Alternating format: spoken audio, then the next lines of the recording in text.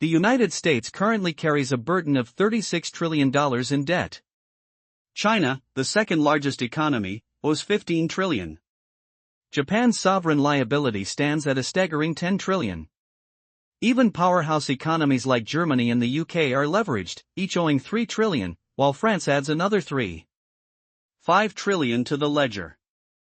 Every major nation on Earth is fundamentally indebted, leveraged to a degree that previous generations would have considered economically catastrophic. The aggregated global debt, combining government, corporate, and household liabilities, now totals an unbelievable $317 trillion. $317 trillion. This colossal figure represents approximately 330% of total global gross domestic product, GDP. To put that into shocking perspective, the aggregate economic production of the entire planet for a full year does not even come close to equaling the total debt owed.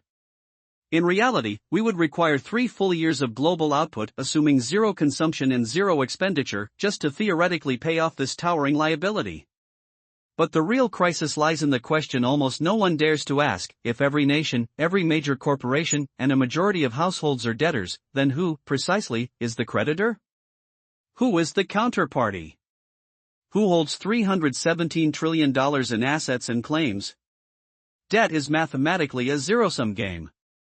For every borrower incurring a liability, there must be a lender holding an equal asset.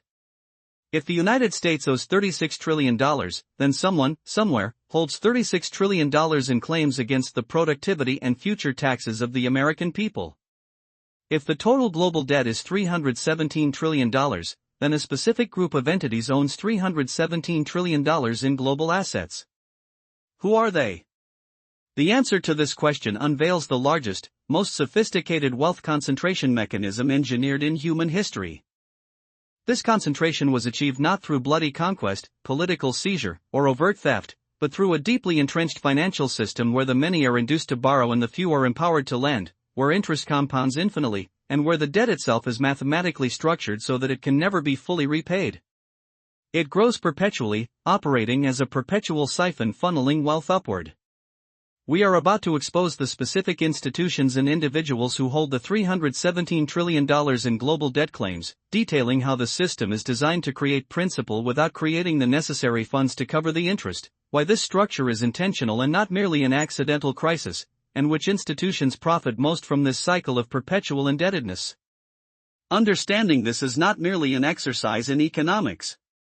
It is about recognizing that the global debt system is the primary, invisible mechanism by which capital naturally and inevitably concentrates into fewer hands, all while maintaining the appearance of a fair, necessary, and benign financial structure. Before we identify the creditors, you must first grasp the revolutionary difference between modern debt and the ancient concept of borrowing. Most people mistakenly model global finance on personal borrowing. You borrow $10,000 from a bank. The bank had $10,000 in reserves and lent it to you. When you repay, the bank gets its principal back plus the earned interest. This is fundamentally not how modern fiat debt works, especially government debt. When a government or a central bank-controlled commercial bank borrows money by issuing bonds, the money often does not exist prior to the transaction. The very act of borrowing creates the money into existence.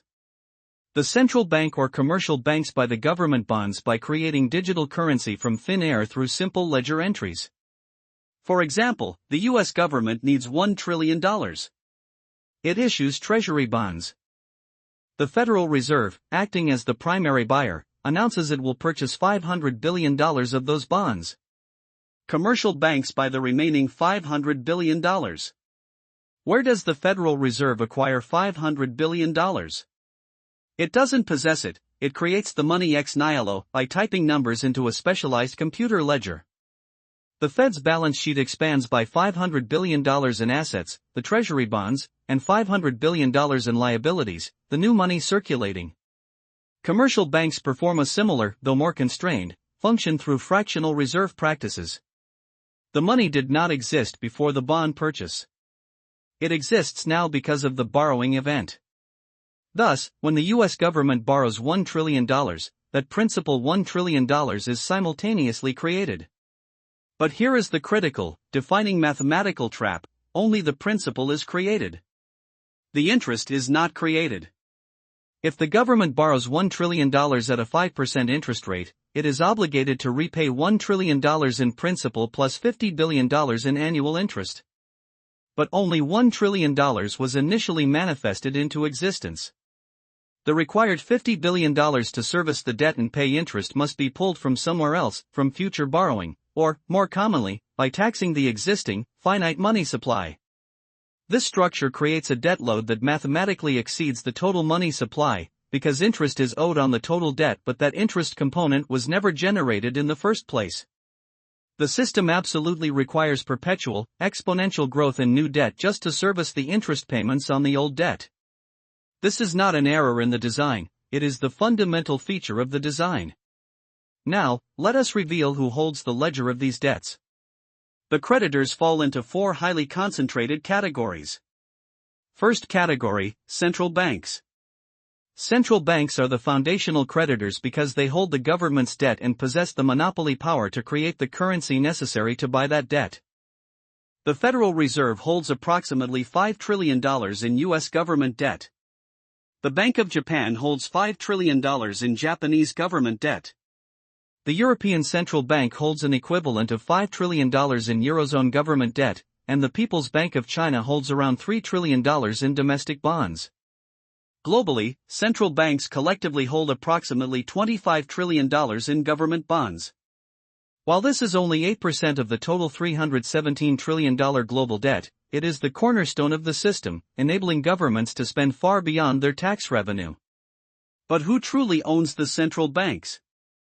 This is where the veil lifts.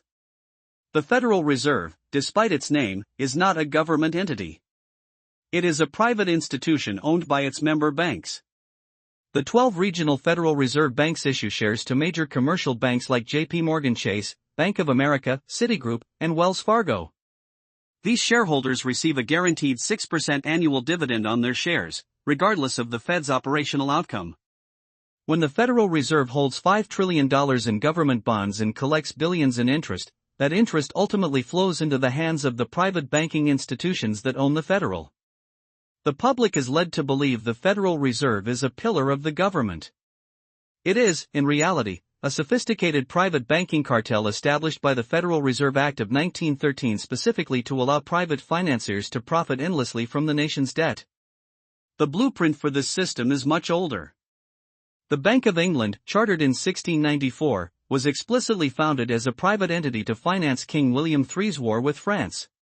Parliament authorized its creation as a private company.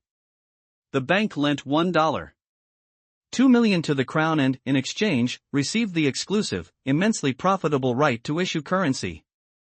From its inception, the purpose of the modern central bank has been clear: to allow private bankers to profit by creating and maintaining government debt, with the interest paid by the public taxpayer. Second category, institutional investors.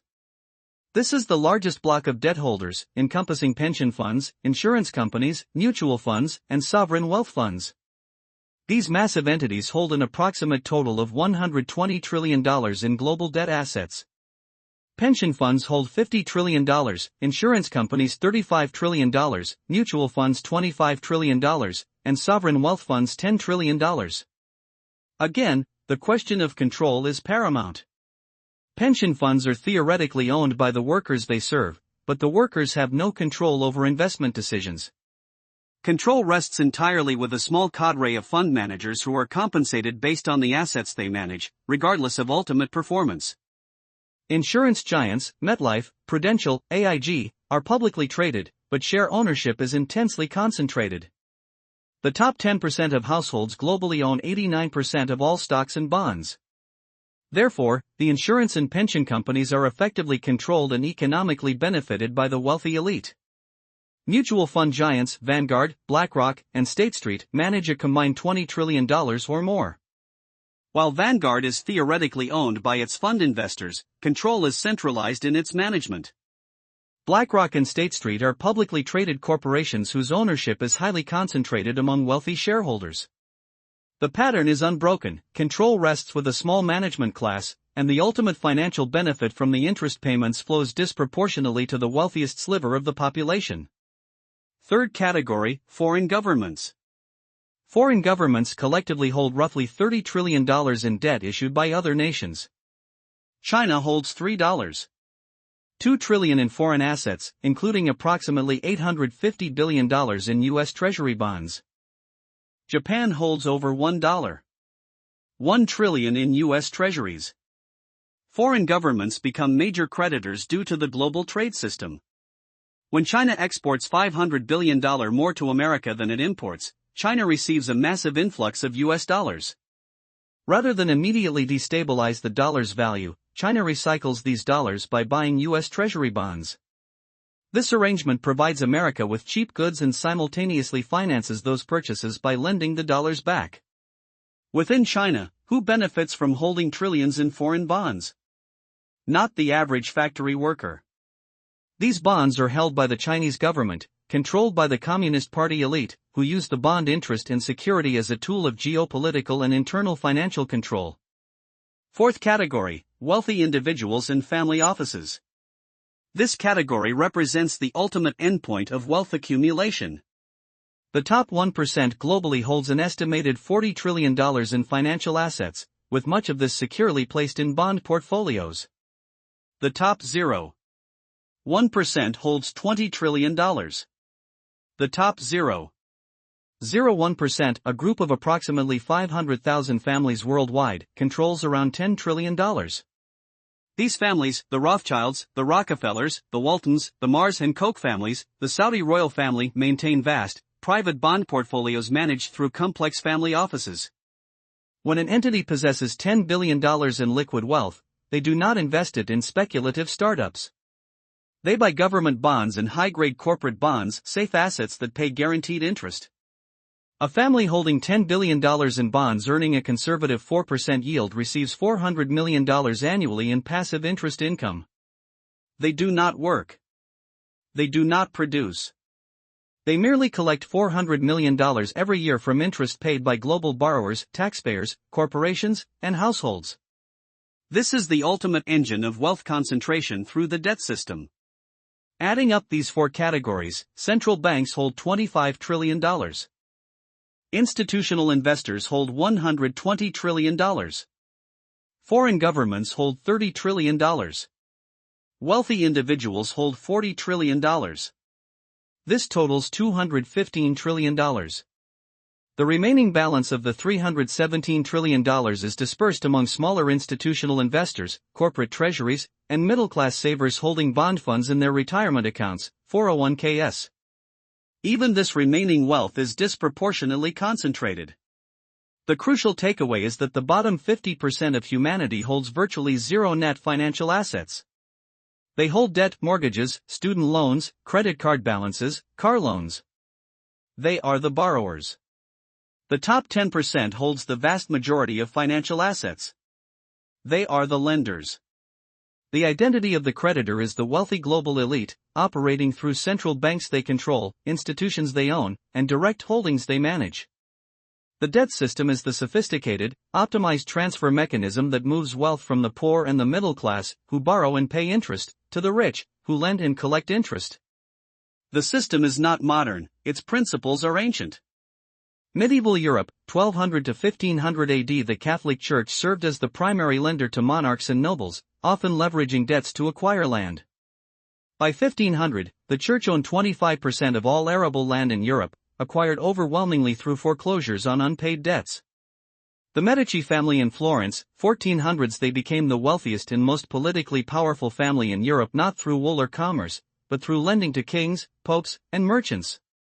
Their interest income quickly surpassed the profits from any manufacturing enterprise.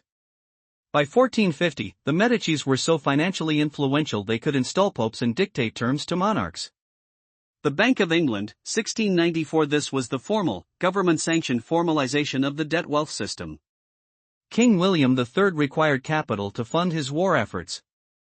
Parliament authorized the creation of a private bank to lend the necessary funds to the government.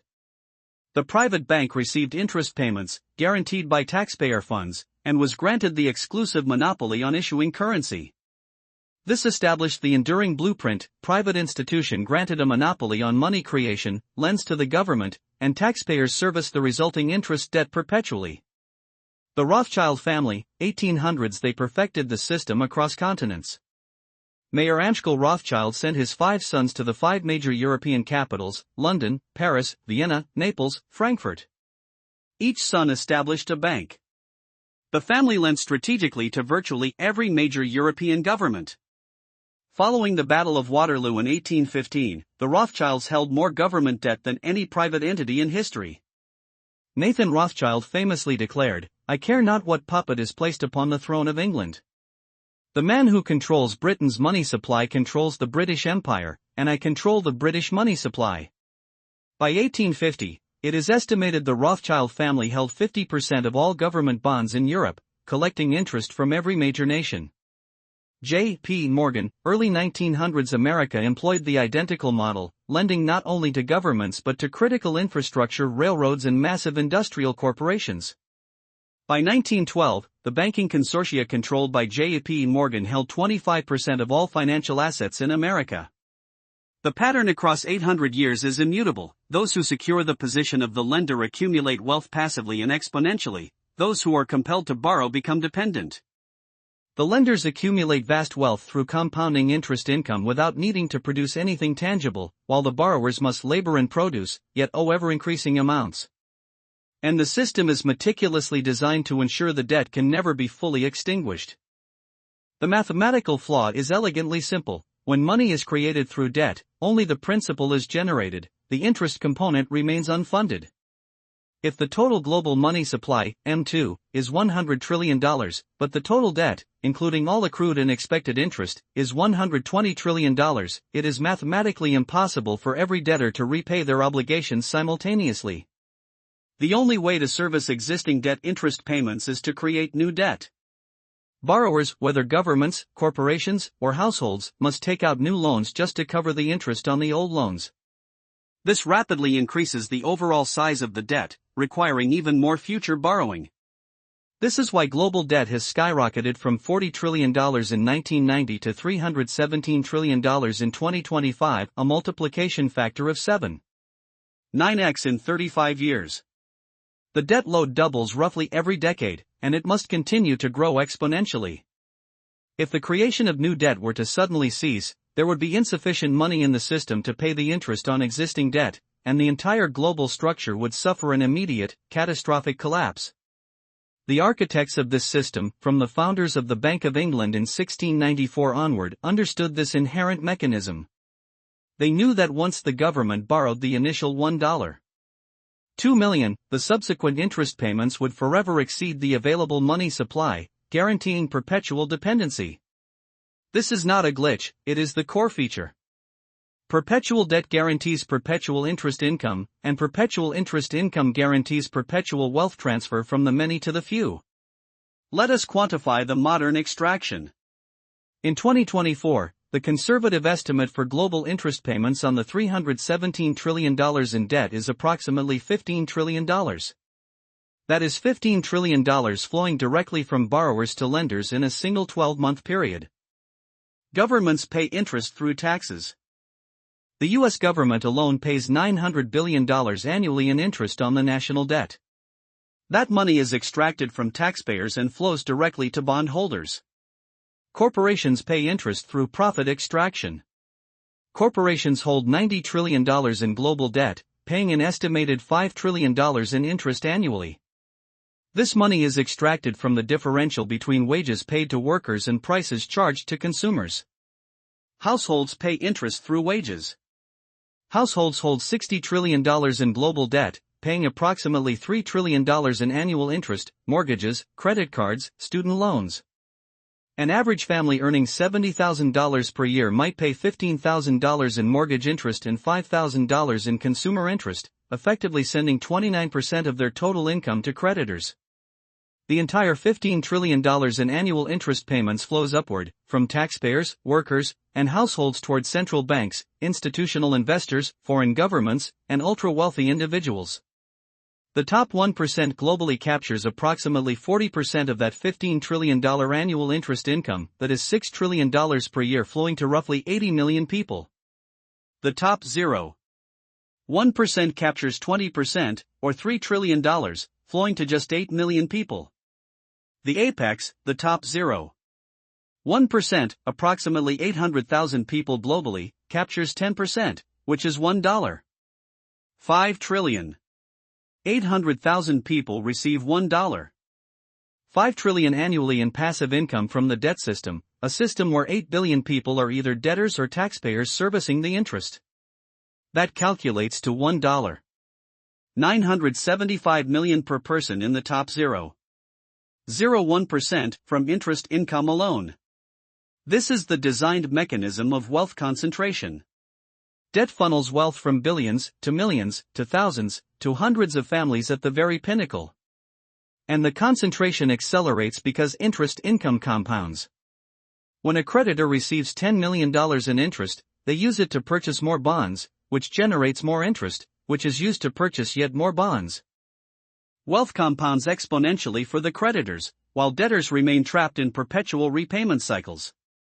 The Rothschild family's estimated wealth, starting at perhaps $2 billion in 1850, is now estimated to be between $500 billion and $1 trillion, inflated through 175 years of relentless compound interest collection. They did not maintain this wealth through building businesses, they maintained it through lending money and collecting interest across 7 generations. The entire modern economy is dependent on debt. Governments require debt to function, corporations require debt to grow, and households require debt to acquire basic assets. Debt requires creditors. The creditors are the wealthy. And the wealthy utilize the debt system to perpetually extract wealth from everyone else through interest payments that can never cease because the underlying principal debt can never be fully extinguished. However, the mathematical endpoint is approaching. Debt cannot grow exponentially forever in a finite economy. Global debt already stands at 330% of GDP, and it is growing at 7% per year, while global GDP is growing at only 3%. If current trends persist, global debt will exceed 400% of GDP by 2035. At that level, the interest payments alone would consume 40% of global GDP. This is fundamentally unsustainable. Something must break. There are 3 potential outcomes, all equally catastrophic for the unprepared public. Governments default, which wipes out bondholders but collapses the financial system. Governments inflate, which transfers wealth covertly through currency debasement and destroys savings. Governments impose debt jubilees, which cancels debt but mandates a radical restructuring of society. Crucially, all 3 outcomes are designed to destroy middle-class wealth while preserving the wealth of the elite. The elite hold hard assets, maintain multiple currencies, and possess geographically diversified holdings.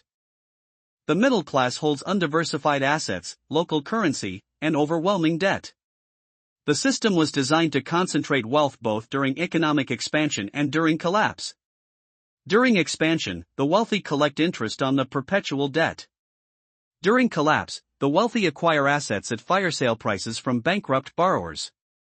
This dynamic was seen during the Great Depression, when wealthy investors bought foreclosed farms and small farmers were reduced to tenant status. It happened again in 2008, when private equity giants like BlackRock and Invitation Homes acquired hundreds of thousands of foreclosed homes at 50% discounts, accelerating the decline of middle-class home ownership. The $317 trillion debt system is not an accidental crisis. It is a highly effective, continuous wealth extraction mechanism designed to transfer wealth from the many to the few during both boom times and unavoidable busts. You cannot escape it because the system is global and totalizing. The interest you pay on your mortgage flows to a bank owned by shareholders who are disproportionately wealthy. The taxes you pay service government debt held by bondholders who are disproportionately wealthy. Every major economic transaction includes an embedded interest component that flows inexorably upward. The average American pays $20,000 annually in direct and indirect interest costs. Over a lifetime, that equates to $1. For $1 million in interest payments flowing from you, the debtor, to creditors who are, on average, 100 times wealthier than you are. The system is simple: create money through debt. Charge interest. Collect perpetually. Ensure the debt can never be repaid so the interest never stops. Concentrate wealth in the hands of the creditors. The $317 trillion question has a definite, quantifiable answer. The lender is a small global elite operating through the central banks they control, the institutions they own, and the direct financial holdings they manage. They are creditors to everyone else. And the ongoing stream of interest payments from 8 billion people to the top few million is the largest, most effective wealth transfer in human history, occurring every single day, invisibly embedded in every transaction. Even the eventual systemic collapse will ultimately benefit the creditor class, as they will convert their paper claims into tangible, hard assets at crisis-induced discount prices. The system extracts wealth during expansion and extracts wealth during collapse. If everyone is in debt, who is the creditor? Now you know, the people who designed the system to ensure they would always hold the asset while everyone else would always hold the liability. And that system, operating through $317 trillion in debt and extracting $15 trillion annually in interest, is the mechanism by which the modern global economy perpetually and inevitably transfers wealth from the bottom to the very top. If this analysis has shown you who actually holds the $317 trillion in global debt and illuminated why the debt system is a deliberate wealth extraction mechanism, then subscribe because the next video will show you the inescapable endgame. What happens when $317 trillion becomes $500 trillion and interest payments exceed global GDP? The three possible outcomes, default, inflation, or jubilee, and which specific outcome the elite are positioning for, and why. All three paths lead to a massive transfer of remaining wealth from the middle class to the top. The $317 trillion question has its answer. The $500 trillion question is what comes next, and the answer determines whether you preserve your wealth or risk losing everything when the debt system finally breaks.